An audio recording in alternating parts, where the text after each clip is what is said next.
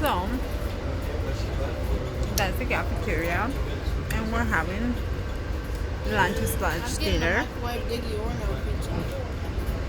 It's not microwave. I think I was in a small oven, and I have a pesto and mozzarella ciabatta sandwich. Ciabatta. You got ciabatta because it So sounds how- like Trivago. Hotel Trivago. So our train from Penn Station in Baltimore to Miami, James. How is it going so far? Give me your impressions. As an 11-year-old.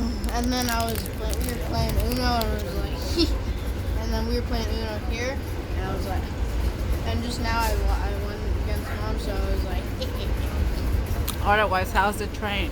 oh, it's cool. Comfortable, right? Comfy, but I was kind of squished because you kept putting all your stuff on top of me. But now I'm fine because we switched seats, and your seat isn't crowded, so I'm good now. There's a lot of tables, and this place is, sorry, had to be quick. I want to show people. You think I'm being all formal, right? Yeah, And there I is go- a lot of room. The food is okay. These two cost $14. All together? Yeah, no drinks.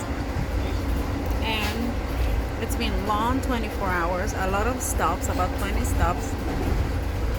Yeah, at one point, right before we're about to get to Miami, it's like this. Look. Stop. Not even joking. We got off in Orlando for 5 minutes and we almost lost the train.